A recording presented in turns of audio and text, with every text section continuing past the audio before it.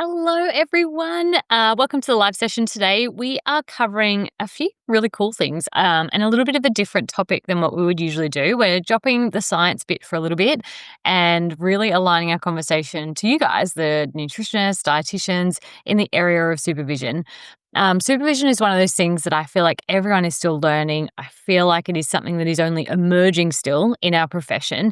But I did want to highlight just how valuable it was, but also it felt like really good timing because we have a narrative review just released by Tara Crow et al. That really looked at where the research is at with supervision, what it actually is defined as, what it means, what it is, and how we can make it work. Because I see lots of really incredible positives to supervision that we should absolutely go with.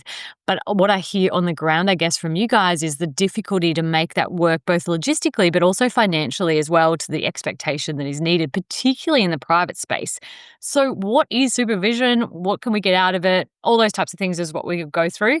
But also welcome, as always, to make this a full Q&A. So if you have questions or if you want to chat through anything, please yell out or write your questions either in Instagram or Zoom, and we can go through them there.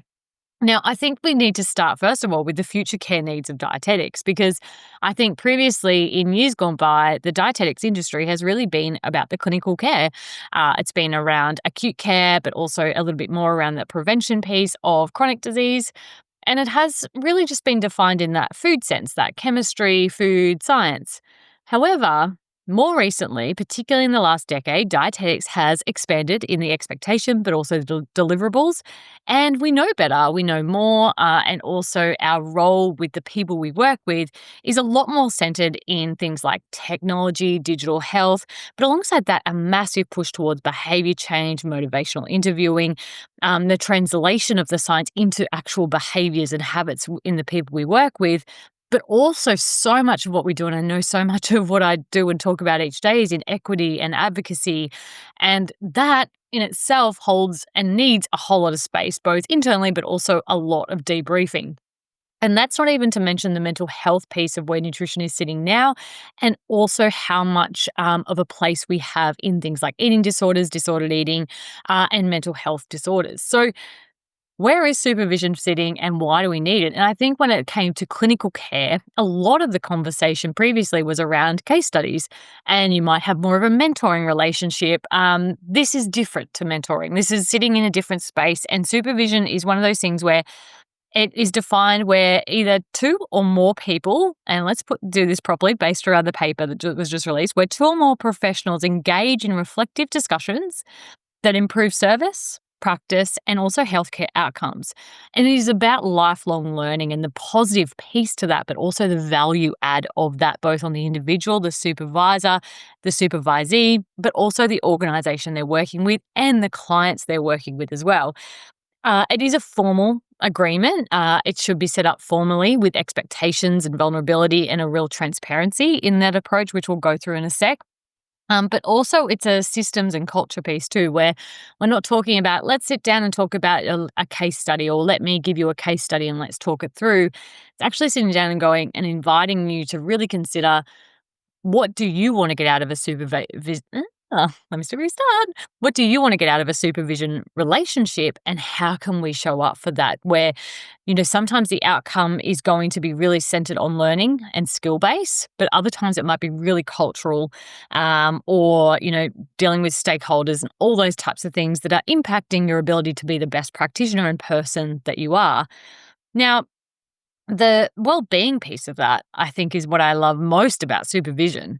Because the thing is, when someone feels heard and has a sounding board and a relationship that's trusting and safe, we allow practitioners to stay in the profession longer, but also progress better, faster, and with a whole lot more skill set and self-compassion with it. So I think that's where supervision sits for me, both personally, but also with what we offer in the academy as well, is like, how can we actually help dietitians not feel alone, stay in the profession longer, and also feel like they're progressing? And that's where I feel like supervision is yet to really be, I guess, completely built into our cultural piece of our profession. But I'm really excited for the time that it is. Now, reflective practice, I guess, is the cornerstone of the whole piece of supervision. There's a real difference between teaching and reflecting. And if you've got a really great supervisor, hopefully they understand the difference between hearing and teaching, or reflective listening, where you're actually actively listening and allowing that person in front of you to reflect, both compassionately, but also in a progressive sense as well. And when we're looking at the honesty, the clarity, and the deep thinking to critically analyze different situations that you might be chatting through, this is where if you show up to a supervision session organized, ready, prepared, and really clear on the outcomes that you would like with your supervisor, there is a huge value here, well beyond anything financial. However, I do want to cover financial later because I do feel like that is one of the key barriers to supervision and currently. When we're looking at that safe environment, what you're looking for in supervision is number one, safety. Like, you absolutely want to find a great supervisor, but a great supervisor should be defined as someone who makes you feel safe, to be vulnerable, to feel accepted, to feel, affirmed and, validated in your emotions, but also empowered to make change, to progress and move in the direction that you want to. Now, when we're looking at the barriers, maybe I'll leave that to the end, because I feel like that is where we will probably have a bigger conversation, a bigger thought process. And if I invite anyone who is online to really chat that through about what stopped you in the past, what would you like to see, and also what your ideas are in the supervision space. One thing that is part of the supervision, a lot of the time, is what's called, and this is really featured heavily in the paper, is a supervisory alliance. And what that is a bit of a contract. It can vary depending on who your supervisor is and how that's set up and what your outcomes are and how formal it is. But it's allowing that agreement to be formalized and allowing both parties, the supervisor and the supervisee, to have a really clear shared purpose of why you're both there. So it improves the outcome for clients, obviously, but also how do we enhance the practitioner skills, well-being, and protect that individual both personally and professionally. The transparency piece of the alliance is something that I really value as well, is like, how do we show up from the start to be transparent and safe and really clearly articulate the expectations within that.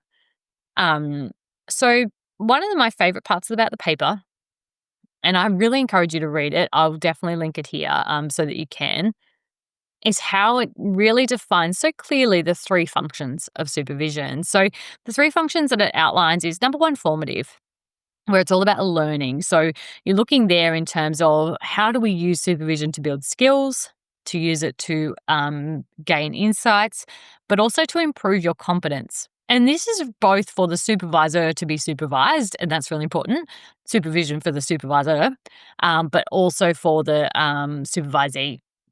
So I think one way to think about it is like, how do I really gain, say, mentorship and like collect mentorship in the lead up to gaining a position?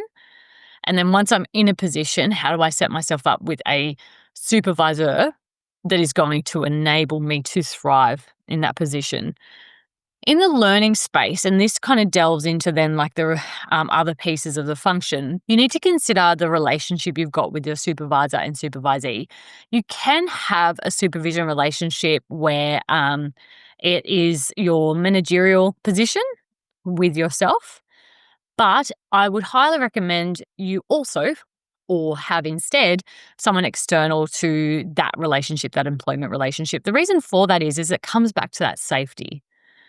You can't have those vulnerable conversations where you might be struggling with, say, your relationship with your manager, or vulnerable conversations that you need to have with your manager, or, difficulties with, say, culture in a supervision relationship that is meant to be very affirming, validating, and enable that empowerment to progress on.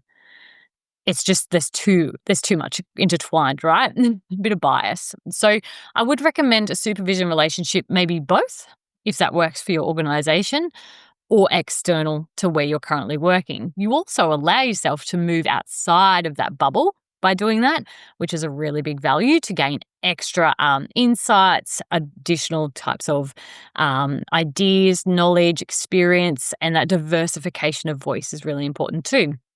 The same with my team. I would absolutely and always will encourage supervision to also be more than, say, just my voice rattling on, because no one needs that in their life. So with the other like formative, I guess, learning piece, and I think that's probably where people at the start of supervision land, because they're like, okay, I know this. I can talk about case studies. I can talk about difficult clients. I can talk about skills that I want to get better at. That's where a lot of supervision sits. However, the magic happens when you get really comfortable in that safe environment to discuss more and more around the other two functions of supervision. So, one of my favorite ones is the restorative. Oh, God, I nearly stuffed up that word. Restorative function of supervision. And that can be seen in terms of the support. And it's the support for you as the practitioner. I think a lot of the time in an empathetic career, we put ourselves last. And we do so at the cost of us actually being the best practitioner we can be. We risk burnout. We risk apathy and losing, the empathy highlight that we probably got in that profession within the first place, but also why we're so good at what we do. But we also ensure that we're managing the environmental stress that we're under, the client stress that we're probably holding, and the load that we're holding, while also ensuring that we're showing up well in that, skill-based bit, formative learning bit. One of the key bits that we cover, I would say the most frequent topics in supervision, obviously we do cover in a group and also individual some case-based stuff that we're talking through, wanting help on, reflect on, what could I have done better, what happened here. Those types of conversations are really frequent. But the ones that I'm seeing now emerge as we get more comfortable in the academy, our group conversations, our safety within those group conversations, is those ones around stakeholder management, managing positions, having those vulnerable conversations, struggling with things like burnout, low motivation and interest and curiosity around nutrition at times because of the load that we're all carrying. These are showing up more and more, and I really encourage you to find a supervisor that holds space for those conversations, not just the clinical ones. Because you can do and learn the clinical ones if you are curious, if you are recharged, if you are feeling safe and confident and progressing in your career and also the organization that you might be working in, whether that's private practice on your own all the way through to a large org. Now, the third function of supervision is the word I'm trying to say, is normative. And what we're meaning by normative is the accountability side. And it's not, strict mean accountability that I'm talking here. It is the invitation to show up, to want to do better, be better, but also meet things like standards, compliance, ethics, and always challenging, what do I need to do better? What do I need to improve? What do I need to get closer to in terms of standards? In a positive sense. And that's where you can be challenged in a real positive, vulnerable, and safe way when you are aligned with your supervisor, and also when it's been so clearly articulated in your agreement from the start, your relationship from the start, and the trust from the start as well. So I think what I've really come to think of supervision as is like, well, where does the success lie? Like, what are we trying to get out of it? Because if we don't have a clear success measure in supervision, it becomes really hard to fit it into our crazy weeks, days, and scheduling, but also really hard to budget for and prioritize budget for, right? So a few things that I feel like is a success, and it was really nice to see some of these reflected in the paper. Again, give it a read. Very easy read. It's narrative, right? So, not so sciencey, which is nice. Is the professional functioning, right? There's the base level of what do we want to get out of it? We want to be functioning better as professionals in our roles in nutrition, wherever that may fit. We want to improve and continually have that learning to grow our competency and our confidence within that as well. One of the big things we cover is definitely imposter syndrome within our supervision sessions, definitely individual supervision sessions. That comes up a lot. The overall well-being, I think sometimes and often, probably more likely, the well-being of the actual professional goes to the last. And so if we can uphold an expectation that, hey, we need to actually fill your cup and ensure that we're holding space for you so that you can hold space for your clients, I think that is absolutely the right order to do so. I just see it needing to have a bit more of a cultural shift before we get to that point. But very proud of the supervision that is setting up now in so many beautiful, beautiful facets with so many incredible humans, that is allowing those individuals and those practitioners to do a really great job. Job satisfaction and also retention. Do you know what? I haven't been able to get the stats of the churn of dietitians in the industry. If you're looking at physiotherapy, within 5 to 10 years, half of physios have left the industry. And I have a feeling that dietetics is going to be very similar, if not worse. I am the first to admit our profession is very underrepresented in terms of employment, underemployment, and undervalue in terms of pay. And that's really coming from, feeling undervalued, but also job satisfaction, burnout, and cultural challenges as well. So, how do we hold you guys in the profession for longer? I feel like supervision is a part of that solution, where you don't feel alone, where you hear and share other people's stories, where you work together to reflect and embrace and improve. But also, you get to feel a bit more satisfied in your job. You're holding conversations better, you're managing roles, data, and reporting better, and you can show your value more readily to feel like you have that seat at the table, to feel like you are valued. And I really, really adore that piece of supervision of how much it's actually doing for our industry. And I know that's a big part of the conversations we have in the academy, particularly individually in business as well. So the other bit, and I've touched on that a little bit if we're looking at what would success look like in a supervision relationship, sorry. It's also reducing that stress, anxiety, and burnout. So burnout, I talk with new grads all the time about because it's one of the things I see most frequently, and it's one of the biggest causes of dropout, I feel like, is the lack of job prospects, the lack of being able to climb a ladder, if you like, in terms of positions, but also the ever need to say yes to everything, to overdo your load, and to feel like you should be grateful for everything, to the point where you lose curiosity, compassion, and you become completely apathetic in the role that you're in, whether that be private practice, clinical, whatever it may be. And so if we can consider what are the initial signs of burnout, what are our caution areas, but also how do we hold up to prevent that so that we're slowing people down, we're reflecting, we're listening and ensuring they feel heard and also validated, that's a big part of where this comes into it as well. It also safeguards. It safeguards for the professional, you guys, but also safeguards for our clients due to those conversations that we're having. And it also is that improved provision of care, monitoring standards that we've talked about already, and just better health outcomes. Better health outcomes for you guys, but also better health outcomes for your clients as well. So there's lots of great things through supervision.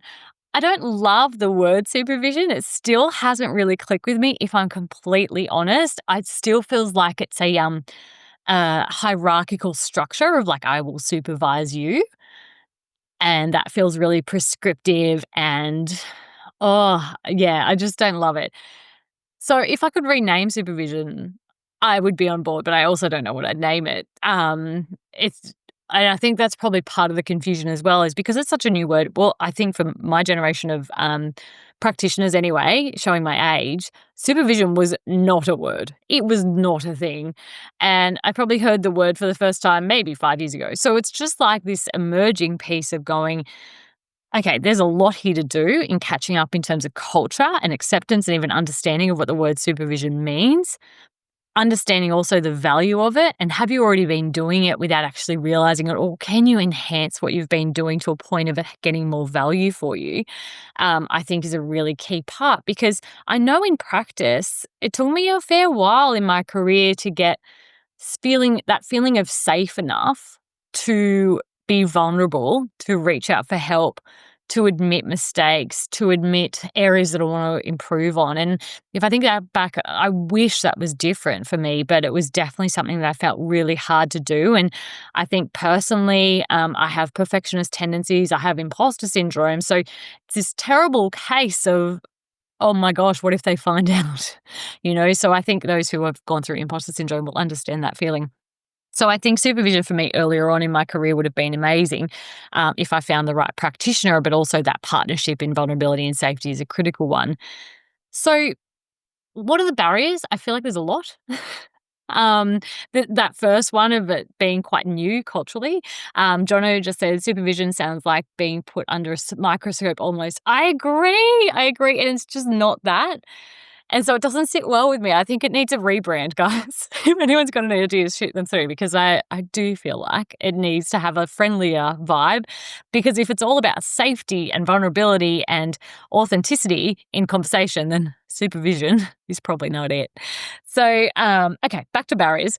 I think probably the thing that I hear most is, particularly in the academy chats of like the learning piece, but also supervision, is like, I just don't have time in my daily load. And I think that is so valid.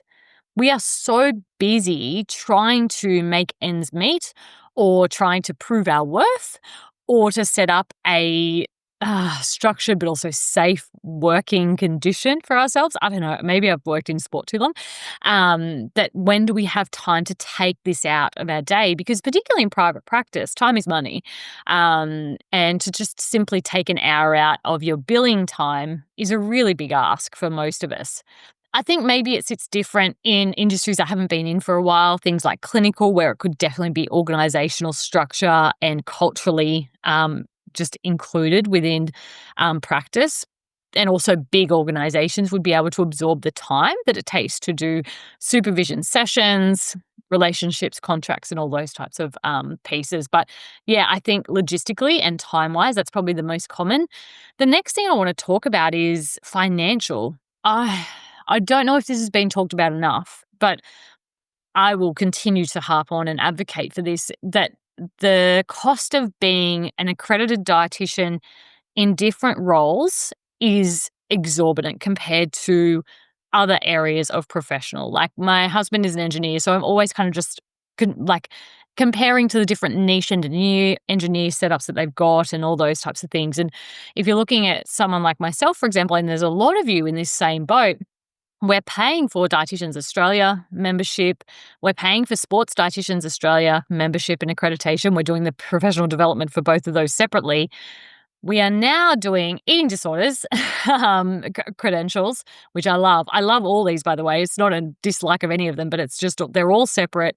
They all need different professional development input, and they all demand a different fee for service. So, or membership, sorry. So it's a lot already. First of all, it's very expensive yearly.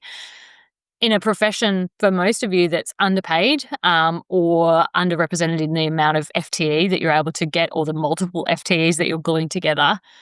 And then additional to that, in this narrative review, I think what I found most shocking was the amount of supervision they were recommending and the frequency. And I am totally on board with this frequency, by the way. I think that, oh my God, my hair is doing some weird things.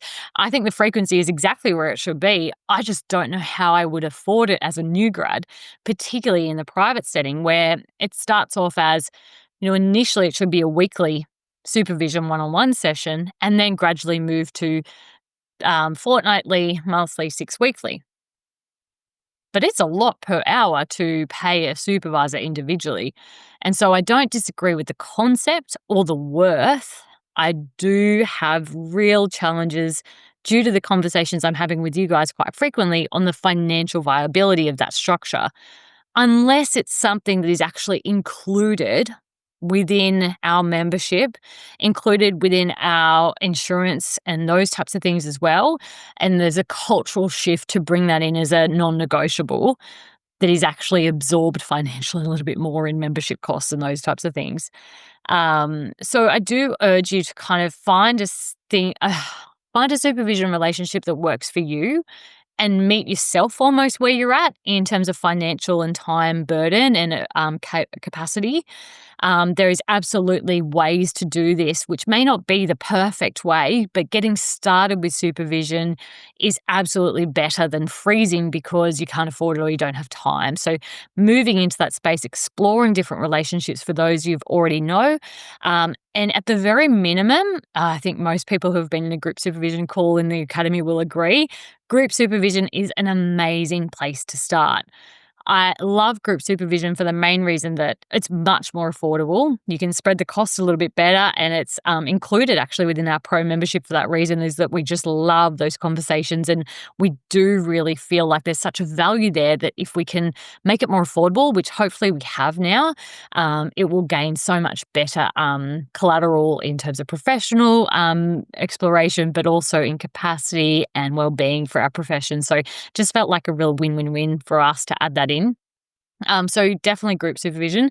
Generally, group supervision gets capped at about 6 people in a room, online often. And the way that it's structured is in our company, we invite round 2 to share what they would like to discuss that day, what's been keeping them up at night, holding too much space in their head or feeling really tricky, and allow that 20 to 30 minutes per person to go through their story, their concerns, their need for reflection, then ask any clarifying questions from the group, and then come up with some reflective considerations and different professional judgments and experiences together. So if you can't afford the one-on-one, that's okay. I would definitely just to prioritize the group-based supervision if that is what works for you. It's very, very valuable. And even as a new grad, even if you're just a little bit quiet in those first ones, hearing other people's thoughts, considerations, concerns is so enabling and empowering. So yeah, really recommend that as well. So I have yapped for longer than I thought I would around supervision. Obviously, I've shocked myself at how maybe I'm just like a little bit, I don't even know the right word. But yeah, a bit more passionate than I realized around supervision. I think it's just been such a valuable piece that's been added to my career over the years, and I've really valued those conversations. You can have supervisors outside of dietetics, but I think they sit differently, probably more in a mentoring role than a supervision role, because supervision sits so heavily in that clinical ethics as well as the well-being side. I think it sits best as a dietitian on dietitian relationship, both one-on-one or group-based. But these are my thoughts.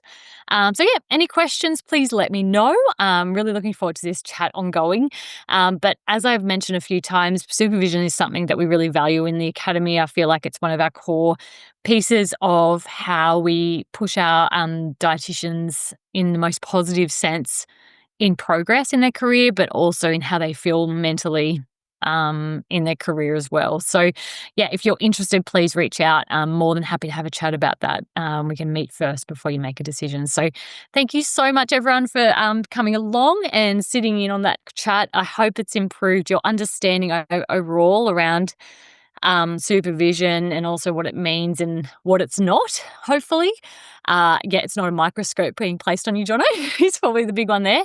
And I guess it's a whole lot more holistic in its approach and consideration of you as the person to really sit and hold whatever space you need to chat through anything to do with that cultural piece, environment challenges, clinical considerations, but also that progress in profession overall as well. So you stay here for longer in the profession that we do adore, but it is hard to stay at times to hear each other and make sure that we're not feeling alone. So thank you so much, everyone, for coming along, and looking forward to the conversations to follow.